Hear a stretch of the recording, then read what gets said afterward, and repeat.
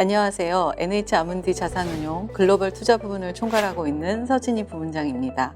이 시간에는 지난해 글로벌 시장을 돌아보고 2021년 시장을 전망해 보도록 하겠습니다.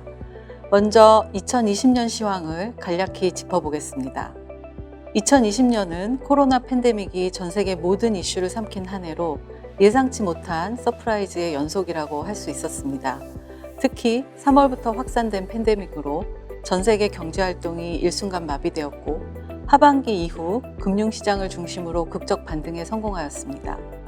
전염병 대유행 과정에서 선진국과 개도국의 격차, 기술의 격차, 산업별 차이는 더욱 극명해졌고 사회적 불평등도 더욱 확대되었습니다.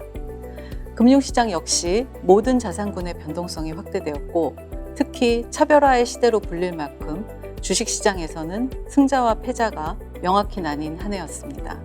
2021년 글로벌 시장의 주요 테마입니다. 첫째, 코로나 팬데믹으로 전 세계 경제활동이 일시에 마비되고 금융시장은 전례 없는 동반 폭락을 기록하였지만 팬데믹 이후 경기회복 국면에서 국가별, 섹터별 회복 속도와 방향은 전혀 다른 차별화가 될 것으로 전망합니다. 급격한 V자 반등을 기록하는 승자가 있는 반면 일부는 팬데믹 이후 새로운 국면에 적응하지 못해 패자로 남을 것입니다. 둘째는 글로벌 생산 시스템의 퇴조입니다. 선진국 기술과 개도국 노동력이 결합한 글로벌 서플라이 체인은 글로벌 기업 탄생에 이바지하였지만 최근 미중 테크 분쟁이나 브렉시트 사례에서 보듯 다자간 무역의 이점보다는 자국 보호 위주로 초점이 이동하고 있습니다. 따라서 향후 무역이 경제 성장에 미치는 영향은 감소할 것으로 예상합니다. 세 번째는 미래 성장 동력의 차이입니다. 이번 팬데믹을 통해 국가별 경쟁력 차이는 더욱 확대되었습니다. 특히 테크, 헬스케어, ESG 등 글로벌 이니셔티브 선점을 위한 경쟁이 점점 치열해지고 있습니다. 중국은 빠른 경제활동 정상화를 기반으로 향후 이런 이니셔티브에서 앞서갈 것으로 예상됩니다. 마지막으로 경제 정책의 영향입니다. 2008년 금융위기와 달리 이번 코로나 팬데믹은 강력한 재정 정책과 확장적 통화 정책의 결합으로 시너지를 발휘했고 금융시장 안정화에 큰 기여를 하였습니다. 다만 이에 대한 반대급부로 공공부채 증가와 인플레이션 기대 심리가 예상되므로 이에 대한 대비가 필요합니다. 이제 각각의 투자 테마를 살펴보겠습니다. 먼저 주요 국가들의 GDP 성장률입니다.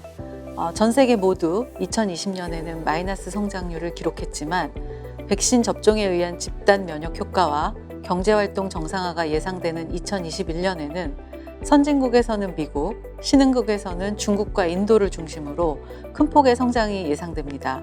특히 중국은 2020년 주요국 중 유일하게 플러스 성장률을 기록하였고 2021년에도 7에서 8%의 성장이 예상됩니다.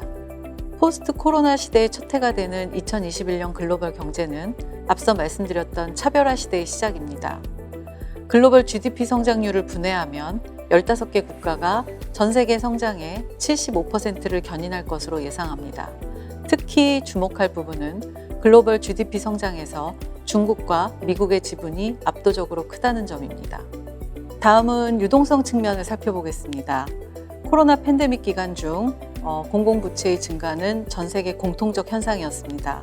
특히 모든 국가에서 진행해왔던 세제 혜택과 감면이 2021년에도 지속될 수밖에 없다는 점을 감안하면 정부 부채는 앞으로도 증가할 것이 예상됩니다.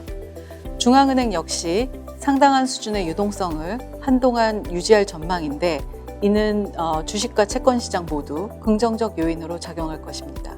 전 세계 주가는 코로나 팬데믹 직후부터 리바운드 되기 시작했습니다. 몇몇 국가에서는 밸류에이션이 상당히 높은 수준이지만 여전히 미래의 성장 동력인 투자 테마나 섹터에서의 추가 수익 기회는 있다고 저희는 판단하고 있습니다. 더불어 향후 경기 회복 시 탄력적 반등이 가능한 기업에 투자하는 것도 여전히 유효합니다. 기업 이익은 2020년 기저효과에 따라 급반등할 것이 예상되고 2022년 이후로는 안정세를 유지할 것으로 전망합니다. 경제활동의 중심이 온라인으로 이동하고 있고 백신과 치료제가 코로나 팬데믹의 중심에 놓이면서 테크, 헬스케어, 그린 이코노미 등이 전 세계 주식시장을 이끌어온 원동력이 되었습니다. 이에 따라 가치주 대비 성장주 프리미엄은 전 세계 모든 시장에서 사상 최고치를 경신하고 있습니다. 다만 앞으로 제조업 관련 경제 지표가 회복되고 경기 사이클이 정상화되면 이러한 왜곡은 어느 정도 해소될 것으로 보입니다. 가치주와 성장주로 시장을 나누기보다는 포스트 코로나 시대를 주도할 미래 성장 동력을 중심으로 포트폴리오를 구성하는 것을 적극적으로 추천합니다. 이제 글로벌 채권 시장을 간단히 살펴보겠습니다. 앞서 말씀드린 대로 미국은 강력한 재정 부양책으로 정부 부채 증가가 불가피한 상황입니다. 이는 미 국채에서 장기물 발행 증가로 이어지고 장단기 금리 차가 확대될 가능성이 있습니다. 중앙은행은 당분간 저금리를 유지하겠다고 했지만 2022년 이후에 인플레이션 가능성, 금리 상승 가능성을 고려할 필요는 여전히 남아 있습니다. 크레딧 시장은 풍부한 유동성으로 일부 회사채 중심의 가격 상승이 나타나고 있습니다. 따라서 투자자들은 저평가된 회사채와 우량 회사채 사이에 균형 잡힌 시각이 필요합니다. 주식과 마찬가지로 채권에서도 종목 선정이 무엇보다 중요한 시점입니다. 마지막으로 이머징 마켓 채권은 투자 등급 채권의 경우 이미 팬데믹 위기 이전 수준으로 스프레드가 축소되었습니다. 하지만 하이힐드 채권의 경우 여전히 투자 기회가 남아있고 2008년 금융위기 때에도 하이힐드 채권의 성과가 매우 우수했습니다. 여기에 더해 미 달러와 약세 기조 역시 이머징 마켓 채권 투자에 긍정적으로 보고 있습니다. 이상의 내용을 간단히 요약해보면 다음과 같습니다.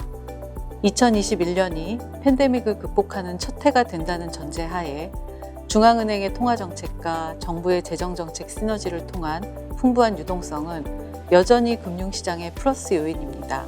여기에 팬데믹 이후 경제활동 사이클이 정상화되고 기업 이익과 경제 성장률 모두 큰 폭의 개선이 예상됩니다. 다만 장기적으로 부채의 증가, 인플레이션 상승, 달러와 약세, 그리고 몇몇 지역의 지정학적 위기 재발 가능성은 투자에 염두를 두어야 할 것으로 생각합니다. 감사합니다.